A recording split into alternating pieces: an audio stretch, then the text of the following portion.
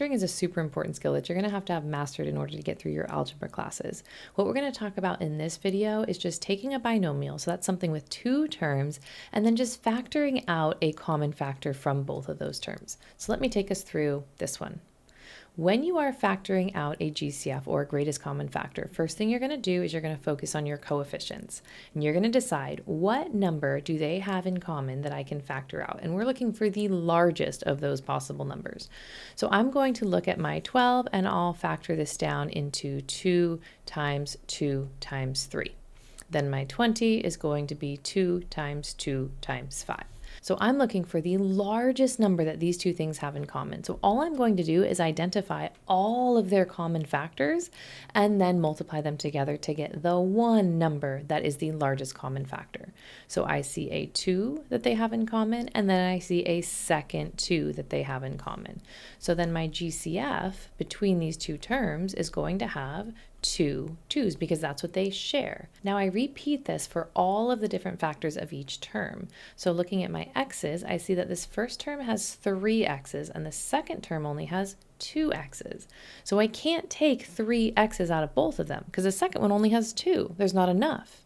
So the most that I can take out of each term is 2 x's. We could also go through and rewrite this the same way we did our coefficients. So let me clear the coefficients and we'll focus on just the x's. Looking at my x's, this first one has 3 x's and my second term has only 2.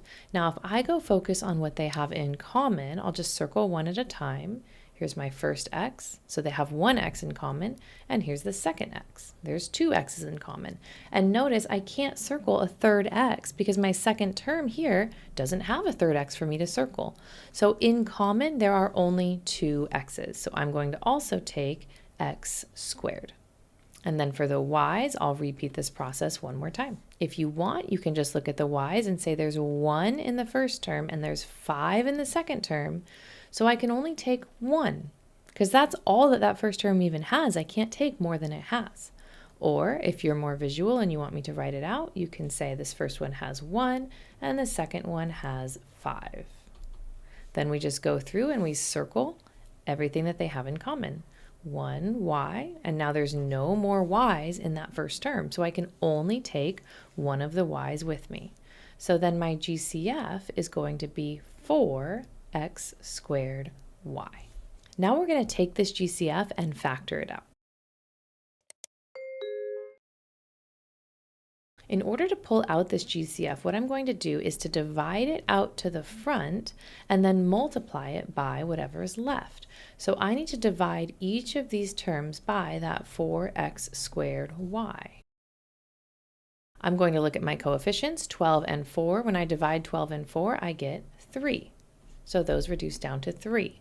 I have x to the power of 3, and I'm dividing out 2 of them, which leaves me with just 1x left. So I reduced those down to just x. Then I have a y, and I'm taking that y out, so there's no more y's left in this term. I move on to the next one. I have negative 20 divided by 4. I reduce those down to 5. I have x squared, and I'm taking all of those x's out, so those x's are gone, and there's none left in my second term. Then I have 5 y's, and I'm dividing out one of them, so these divide out to just 4 y's. So my final factored form then is 4x squared y times 3x minus 5y to the fourth. And you could check your work by taking this 4x squared y and multiplying it back into your binomial. If you multiply it back in, then you should end up right back where we started at our original binomial. And that's it. Thanks for watching, and I'll see you next time. Bye.